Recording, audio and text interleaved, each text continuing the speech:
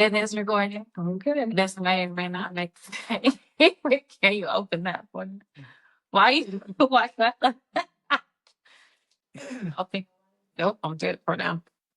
Want to go granddaughter over here, maybe I got dust bunnies. Oh my goodness. That's okay. Don't listen. Too. Hey y'all, it's your girl Ashley Monique, the host of Too Authentic Podcast, the podcast that's always keeping it real, raw, and too authentic. Each episode, we strive to be our best selves authentically by learning, growing, and healing together. Let's talk about it.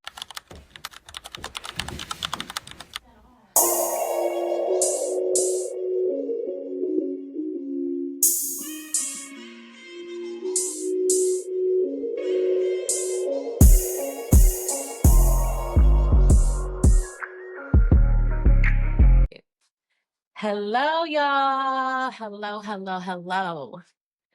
Y'all see I got somebody in this seat with me today. Okay.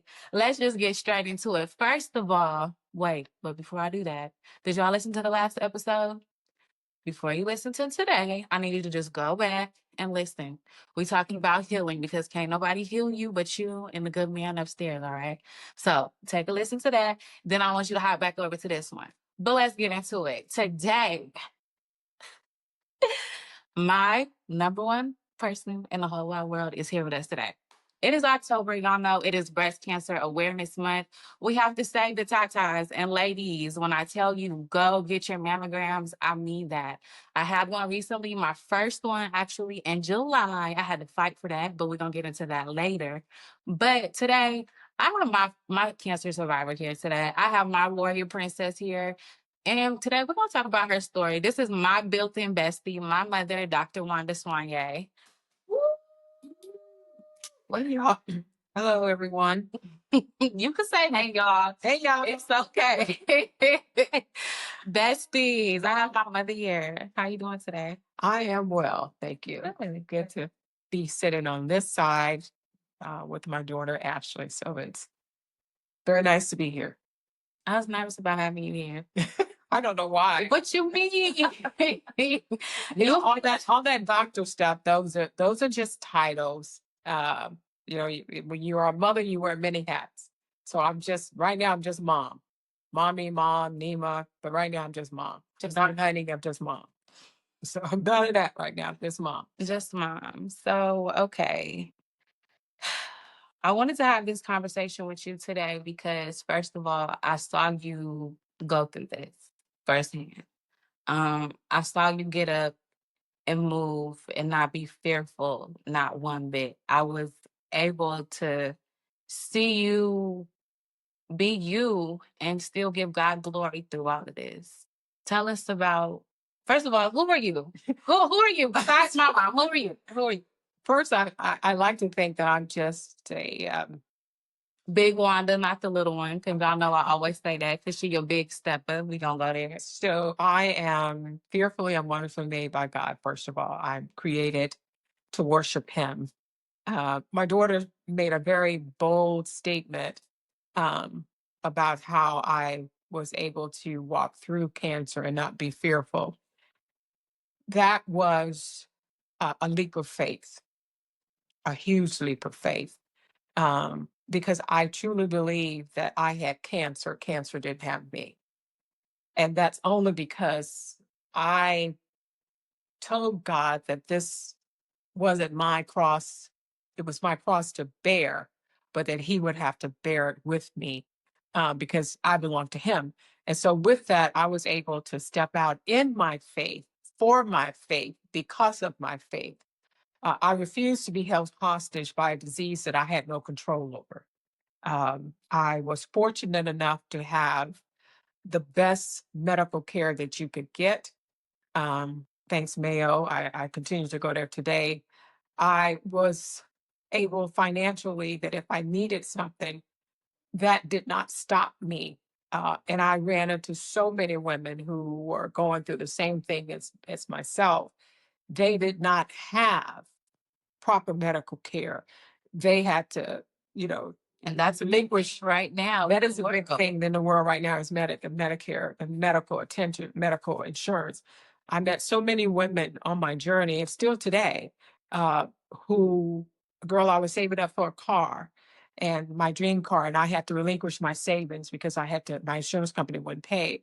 So I was able to walk, and I'm still walking through the journey. I'm about to come up on my 7th year of being a cancer survivor, and I'm already prophesizing that I will see additional years, because that's my faith. That's the light. Faith is not faith is not something that you just say. It's a lifestyle. It is how you see God moving in your space. I don't preach, I teach. And one of the things that I do teach is your faith is what you walk with, and God will walk through it with you. Fear had no residence in this body. Cancer, I would be foolish to tell you or lie to tell you that I was not afraid.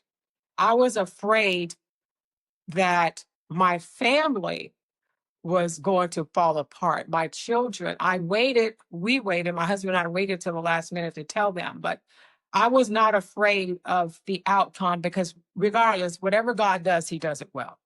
So that's how I was able to step through it. But who are you? Pick Wanda.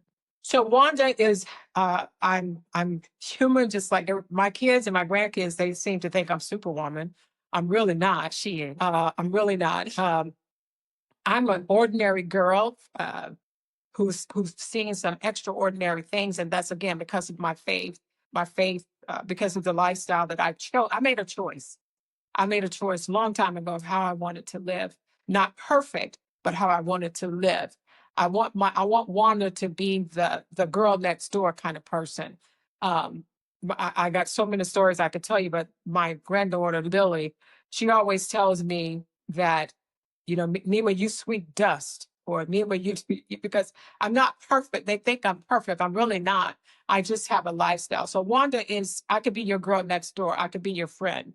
She's just a woman who's trying to make this thing work. So really, I've had a career. I've served in the military. I've done all of that. Now I'm living the rest of my life because that's what I believe that who Wanda is. She's fearfully and wonderfully made, created by God. That's Wanda. Y'all, this is what 70 looks like. This is what 36 years in the Navy and 15 plus years in civil service government work looks like. No regrets. She finally sitting there. I didn't believe her. I've never not seen my mom work. So in this season of her life, like y'all think I be outside? She be outside. Cause y'all know I just went to go see Chris Brown the other day, but she don't want to go see Charlie Wilson too. My name is Charlie, last name Wilson. She be outside. That I get it from my mama. Literally. Today during this episode, we honor every woman fighting, surviving, and thriving. You are seen, you are loved, you are strong. Amen. I want you to take us back to the moment when you found out that you had cancer. What went through your mind? Wow. That's exactly what went through my mind, was like, wow. I started a journal, and as a matter of fact, I'm trying to work on a book, just something that I could just hand to women who are going through the same thing that I went through. The moment that I found out, the 4th of July is always special to me because I found out on July 3rd, 2018. My husband and I was getting ready to go to Mississippi Gulf Coast, as we always do, pretty much, for the 4th of July weekend. Mind you, I was an active runner, exercised every day, tried my best to eat right. So I did not have any symptoms. I was working full time. I had a mammogram the year before. I was coming up on my mammogram at the time. And so I actually discovered in the shower, I raised my arm to wash under my arm, and it didn't move like it should. And so I forced it to move. And that's when I go, oh my gosh, what's that? Mm. And so what I did was I kind of ran my hand across my breast, and that's when I felt a knot.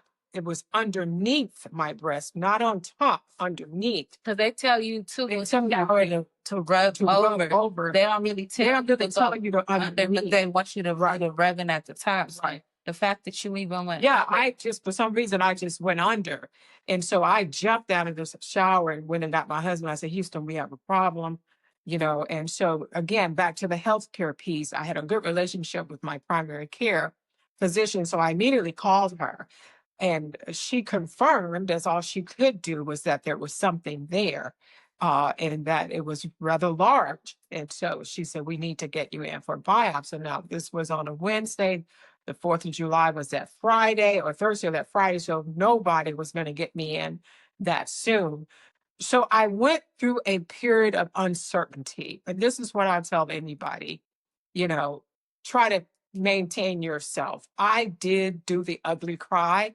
That's the flesh. But I quickly picked myself up. And when I realized that the battle that I was getting ready to fight was going to be more than I can handle.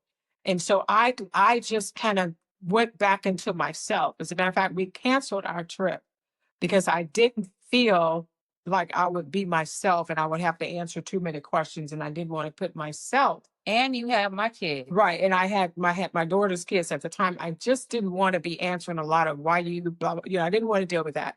So I went into my own self and I started to ask myself questions. Did you miss signs?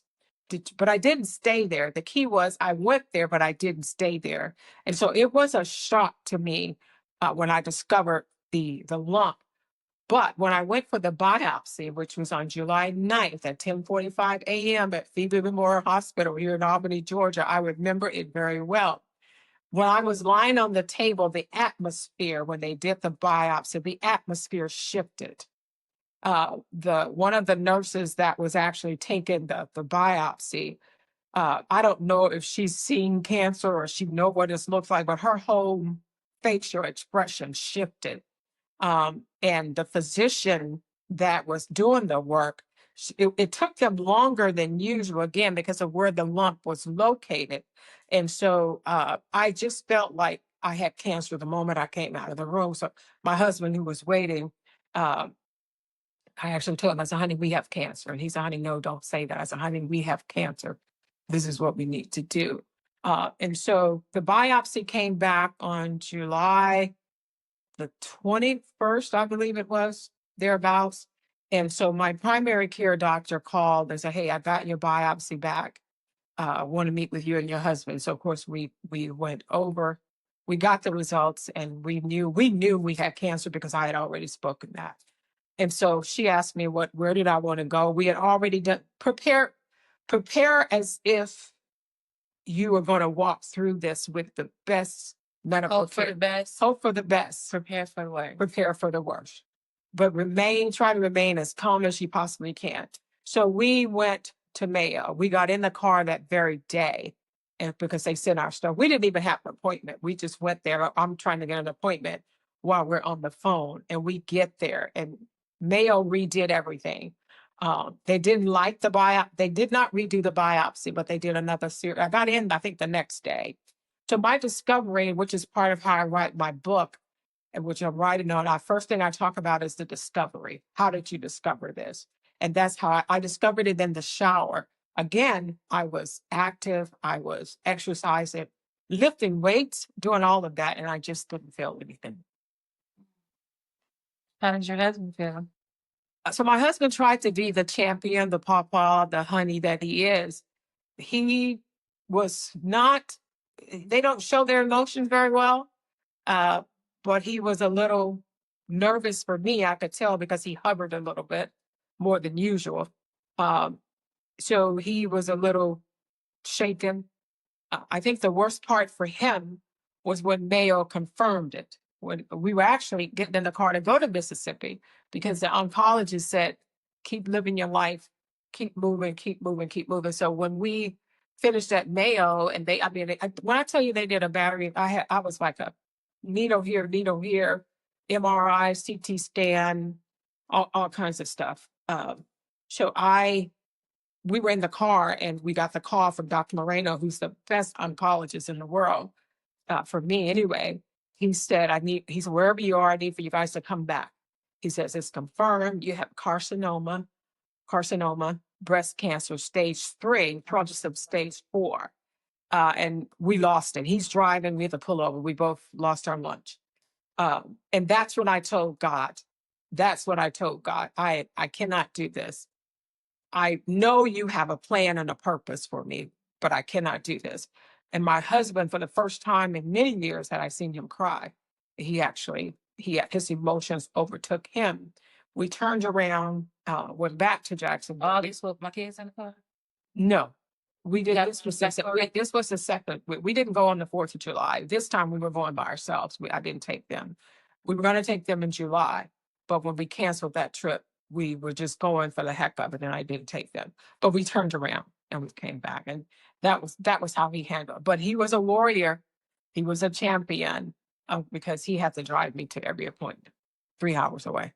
So how did you come about telling me and my brother? Because you just said Yeah, we waited to the end right. to So do that. right. And I just remember when you called, you was like, hold on, I gotta get Anthony on the phone. I'm like, what in the world? What is happening? Because you still have the kids. Yeah, But what was your thought about? Oh my gosh, I have to tell my kids. yeah. So we agreed early on when I first discovered the lump to the biopsy, we were not going to tell the kids until we had confirmation. Y'all wasn't gonna tell. We were going to tell you once we had confirmation, one way or another. So once we got the Mayo and we got the real oncologist, the team of people really who were going to look after me, that's when we knew we had to tell the children. I said, okay, I don't need for them to just be sitting on the edge of their seats waiting for test results. Like, I wanted them to know, I wanted you guys to know it's real. It's real. Cancer is real. Okay. Any type of cancer is real. And it's a monster. It's an ugly monster. But nevertheless, so we agreed to tell them at the same time. And we did. So we did a 2-way or 3-way or whatever it was. And we said, hey, I actually told him that I had breast cancer and that I did want them to prostrate themselves in their bed and hide out behind it. And you can do whatever it is you need to get through your emotions, but this is what I need you to do. I need you to be strong in yourself because you can't help me if you are falling apart. And what I did do, and this is what I tell any person that's going through any type of cancer, you will need people around you who can pray and who can lift you up and not throw the woe towel. Woe is me. Why me? No, no, no, no, no. Throw that aside and say, God, help me. Throw that aside and say, look, I got cancer. Cancer doesn't have me. Speak positive into your life. Whatever inspiration, whatever you need, you got to get. I refuse to let anyone come around me that my spirit told me reject that person because they was bringing some bad Kool-Aid to the party. I said, no, we don't. My sister, Ep.23, who I love dearly, was trying to get to me. I mean, from the moment her and my favorite niece found out about it, I told her, I said, no, you can't come right now. Because you're going to come here, you're going to be wiping snot, you're going to be crying, and you're going to be hollering. All day, every day. I don't need that. Like you the same way with her. I don't. When she goes through things, I mean, you may not snot in front of her. Yeah, but you gonna go there and snot in the room when she go to bed. I'm gonna weep and wail to God, but I'm not gonna sit in the chemo room with you while you getting chemo and oh God, she gonna die. Oh Lord. So, we're not doing that. It's not that kind of party. So so that's what I would say to you. Surround yourself with women, men, boys, and girls. That's what I told my kids. When you come see me, you ain't gonna see no toenail low down one woman. I just want you to know that because I believe that you are how you keep yourself. Yeah, that if you want to go out like Joe Craft the Rat Man, that's on you because you give Satan the power to your body is already under attack. And so you don't your mind exactly because your mind it's a mind over matter thing at this point. At that point in my life, I was faced. So here's the funny part, if I may. Well, I was just ready for you to bring me the kids back. No, because I was like, bring the kids. Yeah, I didn't have no real emotion to it, and it wasn't that I didn't have an emotion to it. I think I was processing it, but I was like, I need to get my kids from her because you don't. I wasn't dead. I know, but I felt like you didn't need to have. Well, I knew the kids were such a go when I started. I was started on chemo As soon as we got, Did you tell the kids? I didn't tell them until after. I think I had gone through a couple of chemos first. Or I didn't did you tell them on the phone? I didn't tell them on the phone. They were, Because they were still with you when you called and tell us. So did you tell them before you called us? I told them afterwards. What'd you say? I just said, Nima's sick. And I said, but I don't want, and Lila, the one that goes to twitching her lip and going on and looking up at me like she been ready to throw something in my face. And Lily was standing there like, are you done? And Lila was the first one to say, Nima, you're going to be okay. I said, thank you. And I believe that. And so I told them that I was sick. And I told them I had cancer. And their experience with cancer was their nene had cancer. But that's all they knew. I don't think they knew a lot of the details. But I told them that I had to go get treatment and that I'll be gone for a few days and this and that. But I wasn't going to just, pack up and leave them. So, but that's how Victor processed it. I just refused to have negative people around me at the time. And that we can, but see, being a daughter, I know the type of energy and type of time you be on. So hearing you say, "Don't worry," I was like, all right. If she ain't scared, shoot. I wasn't afraid. I mean, you were afraid, but I'm like, shoot, if she good, I'm good. There's this thing about fear. Faith could not reside where fear lives. Somebody's got to go. Because after we hung up with you, here go my brother. You okay?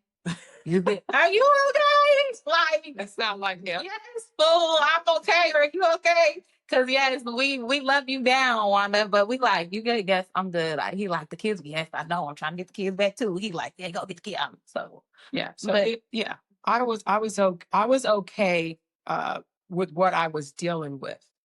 And I knew that I was in the fight of my life, but I took my mind to where I needed to go. And every promise that God has ever made me, I recall them. And the Lord is my shepherd. I recall that.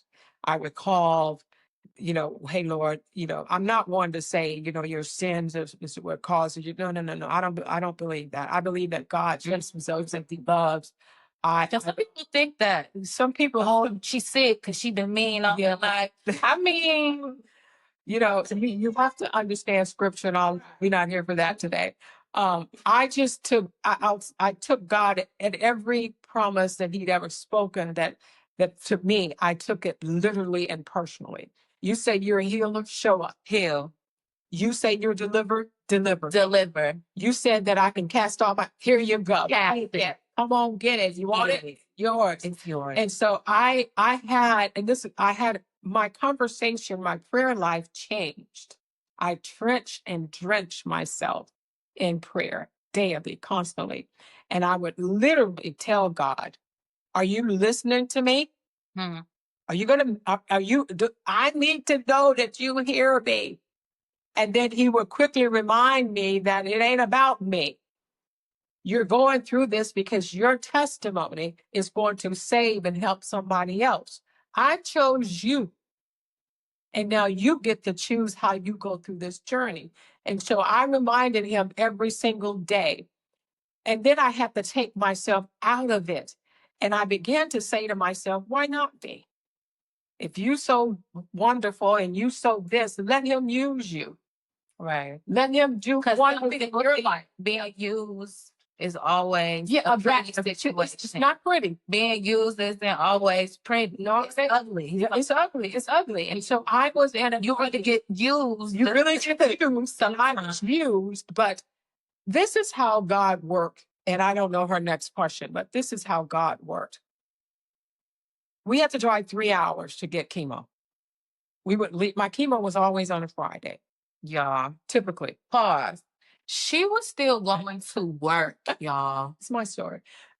So I would check out of work on like Wednesday afternoon, because Thursday I used that to get myself together. We would get on the road. And of course, my boss was wonderful. I telework. They weren't doing telework back then, but he said, hey, you can do FMLA, all that other stuff. And I don't want you in here. Just take care of yourself. You can telework. Here's a list of things, blah, blah. We went through all that. We would leave Albany, Georgia on a Thursday morning or Thursday afternoon. Okay. We would get to Mayo. I'll never forget my very first chemo. Now, mind you, I read up on chemo. I was in these cancer chat groups, right? And I didn't know anything about what these ladies were talking about. I'd done my research. I know chemo is a cocktail. It's a drug that's created. Is that how they get? Yeah, so A cocktail. yeah, it's a cocktail. It's medicine that is your oncologist mixes for your type of your cancer. And so this is my first one. So I get there, and again, listen to me, hear me well. Whatever you need, I promise you, God has it. So I would get there and they would go to draw my blood. First, they had to put the stent. They had to put the port. My port's over here. My breast cancer was over here. Funny, quick story. So they called me in and they tell me they got to get this port. I had 2 female doctors who did the port, and they were hilarious. They said, "Oh, so you're the Dr. Wanda that we've heard so much about. So you gonna lay hands on us too?" I was like, "Where's they?" I said, "You weren't in the room." I said, "Well, we heard about you." So God had already gone before me. Okay. Because what I told Dr. Moreno when he came out of it, these were his exact words. "Mr. and Mrs. Soigné, you have breast cancer. Stage 3, troublesome stage 4. My breast cancer was traveling this way across my chest wall. You do not want that to happen. Once cancer gets in your chest wall, it ain't coming out. It ain't coming. You can't get in there." Okay. His words were, "I am going to give you the benefit of the doubt." I said, "Stop. You are not going to give me the benefit of the doubt because you're not my God." I said, "Now you do your part and God is going to do the rest." Dr. Moreno was, I call him Indian for the lack of a better word, but he was smart. And he sat there and he looked at me. He said, "You know what?" He said, you're gonna be all right." At that time, my radiation oncologist, my the surgeon, they give you a whole team of people, and they were all astonished by my attitude. Whatever it is that you're going through, particularly in this case, breast cancer, any type of cancer, it's your mind that you have to take. Your mind has to speak to the rest of your body and say, "Okay, whatever the outcome is, it is well. It is well. It is well." And so when I get in there to get my port, the one doctor, I do not remember her name, she says to me, she looked down at me and she says, "You're going to be all right." She said, "Because you still trying to tell everybody what to do." And it's like, I'll never stop that. And so I woke up, I had a port. Okay. So my very first chemo, I go into you had to get a full blood workup every time you got rid of the chemo, because again, it's tailored to what your doctor think you need. Okay. So I get over there, and the very first nurse that starts giving me my blood, they take it out of your port, they don't stick you. I know she was God sent because of her spirit. We connected. She was very calm, and she would say, "Oh, you're Dr. Wanda, you're Dr. Soigné." As you can call me once, she said, "Oh, you're Dr. Soigné." God goes before you to prepare what you need. And that's what he did. When I went to Mayo, I was known for the woman who was a survivor already, and I hadn't even gone through anything yet. I just refused to be held hostage by this disease. So my very first chemo lasted about, from start to finish, from the time they put you in the room, it was about 4 or 5 hours. It was a long time. I had to get blood. I had to wait for the blood. I had to see the doctor. And then they had to, I did not have a reaction per se. This is honest about truth. They give you a bag of medicine like this deep, nausea pills, this kind of medicine, that kind of medicine. And I never threw up. I never had a bad day on chemotherapy. And I was taking the most aggressive chemo, and I cannot call the name of it right now. But my husband would tell you, we got chemo on a Friday. The very first chemo I had, they told him to watch me. You did say that one made you sick. It made me a little tired. It made me kind of nauseous, but I didn't throw anything up. I just wanted to come home. I just wanted to be. So we got chemo on a Thursday, came home on a Friday. And I got it every 2 weeks. So we was on the road every 2 weeks. And my husband was faithful, and my dog, Princess, who knew I was sick, by the way. She knew I was sick. So that's how I handled it. What was the hardest part of this journey? I'll say the hardest part was keeping my mind right, because the devil tried to creep. Yeah. The mental state. Because it was during the holidays in November. And anybody that knows me know I love Thanksgiving and Christmas. I love the holiday. So it was really tough for me letting someone else wait on me. So bless my girlfriend Rosie, my sister-in-law. We went to her house that very first Thanksgiving, and she was so protective of me. It wasn't even funny. So, but I was not myself because I was just coming out of the first stage of chemo, getting ready for the second stage, which was once a week. So I had 12 weeks altogether chemotherapy, and then I had 8 weeks of radiation. So the toughest part was letting somebody else take care of me. Yeah, because you wouldn't let me come. No, I didn't want. She didn't want anybody. No, I didn't. I feel like you just didn't want us to see you like that. No, it's just that I didn't want them to worry. Rosie did come several times with me. So did my sister Ethel. She came for a month. When Rosie couldn't go, my sister came for a month. I wanted my kids to keep living their life. Ashley was a mother. She had other things. Is a mother. She had other things that she needed to do. And don't take your eyes off of what you have to do. I knew I was going to be okay. I am okay. And so I didn't want them to have to alter their lifestyle. My husband, who was fully capable, did a wonderful job. And on the days you wanted to give up, what kept you going, or what did you do besides Princess? Well, on the days that I wanted to give up, my husband has a way with words. He said, "Honey, you're the strongest person I know." He said, "Your faith is just unspeakable." And I'll tell you, God used my faith to kind of spill over. It was an overflow kind of thing over to my husband. Because shortly after I was diagnosed with, I would say shortly after, but a few years after, my husband was diagnosed with esophagus cancer. So, yeah, God has a sense of humor. I tell him that all the time. So that was the reason you did. My family, my faith was the reason that I didn't give up. I knew that I still had work to do, and I knew that God was going to. And when I came out of this, God said, "Hey, I got some work for you too." Because I told him, I said, "When you get done with this, I know you got some for me, so bring it on." So the community you did have when you allowed them to come in, that was all you needed. That was all I needed. Because you didn't even tell like the rest of the family. I did not tell them. You kept it to. Yeah, I didn't tell the rest of my family because the rest of my family does not have my best interests at heart. I believe that. And you may say, "Okay, you're a God-fearing woman. Why do you say that?" Sometimes family can be your worst enemies. Okay.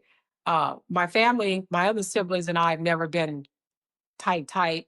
I didn't think that they would spread the energy that I need. Oh, she's got cancer, she's gonna die. When it's this, she's, this, and that. And I did not want that on me. And everybody that prays. Everybody that prays me, praying for you. Preacher just said that yesterday.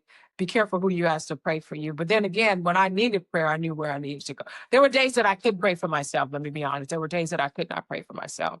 Mm. But I knew that my church was paying for me. And I knew that I had close friends like Greta Crawford, Miss Polk. Those people were really, really praying for me. So I'm very selective about who I let in my space. I mean, I'll keep it real with you. Jesus had 12 disciples. That's a lot, though. But when he went to pray, he only took 2 or 3 up with him at a time. Just want you to know that. There you go. Right. Even when life hits hard, I'm stronger than I think. When you finally got that clear scan in that moment, what did you feel?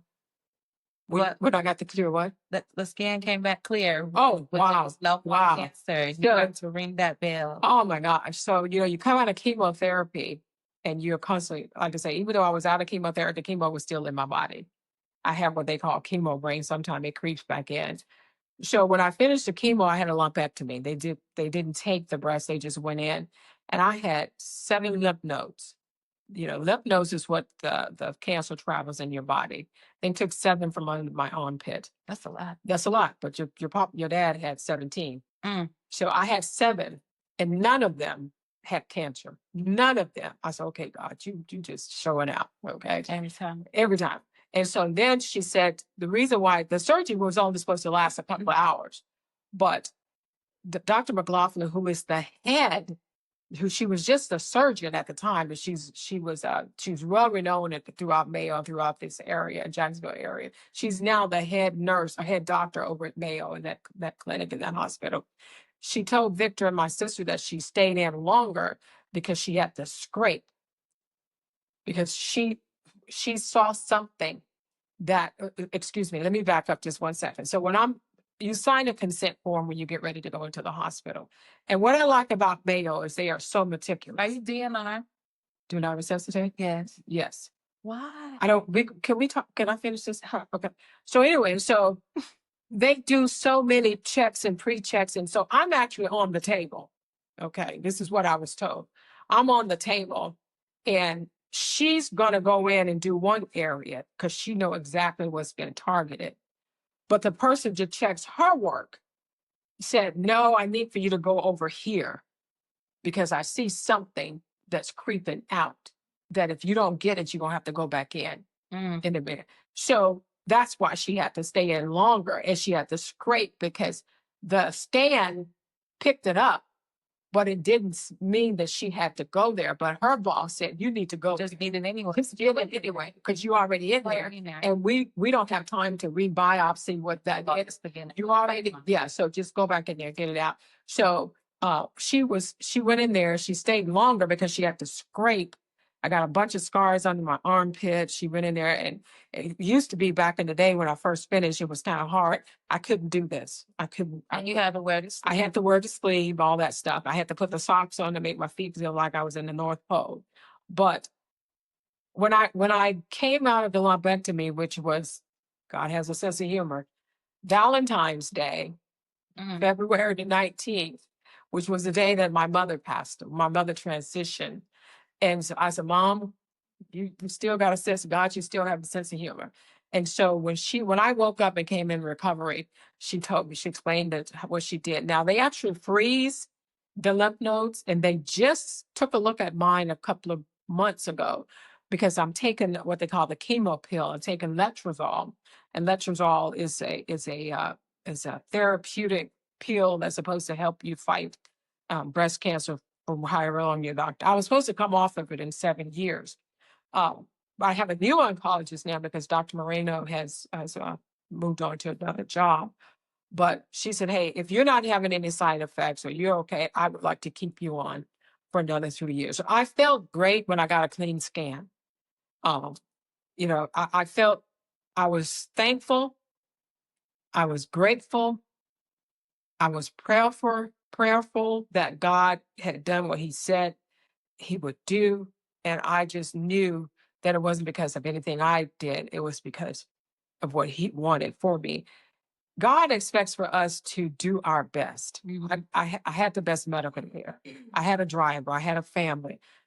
I didn't crawl up in the bed and say, "Oh, just throw the covers of the dirt over my face." I did my part. And this is what I tell anybody. I started off with my daughter. When you do your best, God will do the rest.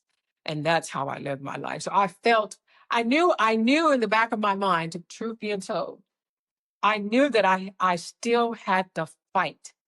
I still have to fight this cancer because of the type of cancer that I had. I still had to fight. I participated in a study. Thank God to Dr. Moreno for giving me in the study. The study was closed. They weren't taking any more participants. He called it a favor. That's God. And they put me in this study. It's called the Natalie study. It studies the type of breast cancer that I had, and I was able to get this trial medication. I believe that God, the trial medication, Dr. Moreno, and all of the things that I had saved my life. I believe that. So Dr. Moreno said, hey, I want you to try this trial medication because I believe it will help you. And that's what I did. When I rung the bell after, radiation, ringing that bell was like going to heaven. I felt like I was being taken into the clouds. Like, oh God. And after ringing the bell, you still got an MRI, a CT scan, bone density. You got all those tests that you got to take. But let me just say this. I wasn't waiting like, I was waiting joyfully. I was waiting, anticipating to see what else God had in store for me. So it is well. So since being cancer free, how has that changed the way you live your life? How has that changed your thinking? Oh, wow. How has it changed you? Wow. Because you can't go through something like that and come out the same person. God didn't use you in that way to keep you the same because in the midst of that, something happened. So I promised God to see me through this, that I would do what I know he called me to do. I love the word of God. I have been trained to teach. I have been trained to minister to women, all of that. And I fell off the wagon. I fell off the wagon. And I'm not ashamed to say that. I'm kind of like, you know, David says, you are sinless, cast the first stone. I wasn't doing what I was supposed to do. I wasn't studying the word. I wasn't teaching the word. I wasn't sharing the word. I wasn't doing before coming to Albany, Georgia, and after I left Hawaii, I was a prolific teacher. I studied the word and I taught the word. I went to Hawaii and came to Georgia and I just put all that on the back shelf. And God said, okay, I got something for you.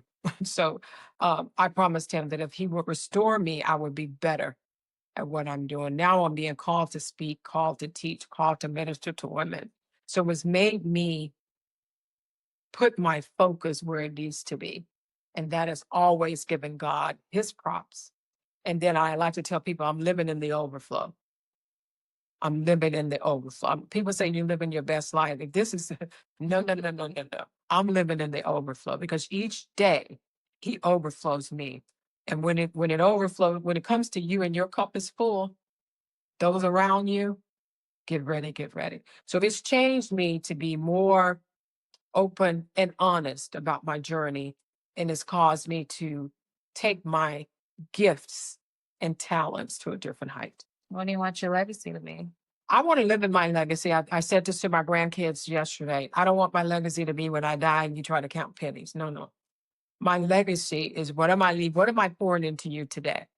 What am I giving? What needs of yours do I need to meet today? I want that to be daily, that if you ring my bell, I'm going to answer. If you rattle my cage, I'm coming out. If you need me, I'm going to be there. My legacy is that she was called and she delivered. That's what I want my kids, my grandkids to know me. I don't want y'all to wait for me to say, well, Nima, how about this? How about that? I want to be a living legacy, not a dead legacy. How do you show up for other women right now? How do I? So Yeah, they're in their own fight for their life. exactly. That's a very good point. As a matter of fact, I'm speaking on the 25th for Breast Cancer Awareness Month. I've got my pink shirt on. I've been wearing pink all week. Yes, we got all pink month. on. My sneakers too. I teach Sunday school class twice a month. I hang out with a group of women who we are all different, but we all have God in common and we all have a story. So I teach, and one of my thing is what you see is what you get. And if you're going through what I'm going through, any type of situation, I try to always tell my testimony, recognizing that everybody is not going to have the same type of faith that you have, because we all had to start somewhere. I just want to be someone that somebody can say, how did you do it? How do I get through this? And I tell them, you navigate, but you got a co-pilot who GPS will never steer you wrong. Never, never. You may stray, but God ain't moved. Pardon my grammar. That was a good one. I like that one. I like that one. Okay. To every survivor and every fighter, your story matters, your voice matters. First of all, Mom, thank you for taking time out and sharing your story with us today. I'm sure there is someone out there who this resonates with, and who I always come to you when I need my own little gems, and I just wanted to share you with my besties, and they always asking me, oh, well, your mom, Miss Wanda, well, y'all, this is who I get the sauce from. Okay, this is who taught me what I know. This is the lady who really just what y'all see with me. Lord, thank you for her, because I really have a praying mama. Like, y'all really don't understand. So If I may, let me just say one thing. Particularly, I never try to put color on anything or race, but to the Black women that are out there, we're more susceptible to getting breast cancer. I was just reading something this morning because I'm always trying to keep myself up on what's going on. So what you want to do is you want to always get your breast exams. You want to do the genetic testing. You want to do whatever you can do to make sure you are taking care of yourself. you hear people talk about dense breast, and you ask your primary care doctor for the 3D mammogram if you have large breasts. Because let me tell you something, I'm small chested, and my cancer was hiding in the wall up underneath it. I didn't breastfeed Ashley, but our bodies are so complicated. It has something to do with my milk ducts. So I don't know the whole how all that works. So get your checkups, read up on what it is you're trying to get done. But just know that your doctors are going to say you don't need the 3D mammogram. Don't stop. Push. I need the 3D mammogram.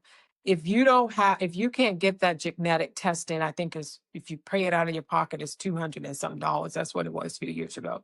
But my insurance company wouldn't pay it first, so I ended up paying, but they reimbursed me back.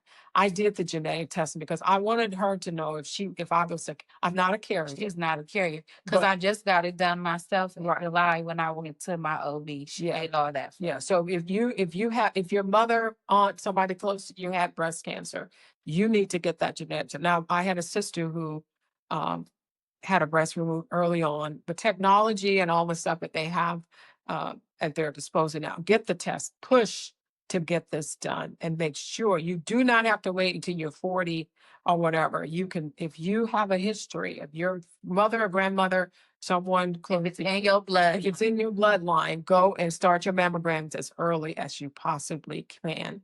And I'll leave you with that. Don't take no for an answer. You know your body better than anyone else. y'all heard it from her. Go to the doctors. And if that doctor is not doing what you want them to do, get you a new doctor. Yeah. Period, point blank. Because at this point, they love to say that Black women, we don't need this, or later on, don't listen to that. Go get checked now. Yeah, get checked. So, that's the key. With that being said, make sure y'all check us out. We are available on YouTube, Spotify, Amazon, and Apple Podcasts. Okay. I am so thankful that my mother was here. I hope you guys enjoyed this episode. You guys know I love you. I like you. This is Too Authentic Podcast, where we always keeping it real, keeping it raw, and too authentic. See you later, besties. Bye.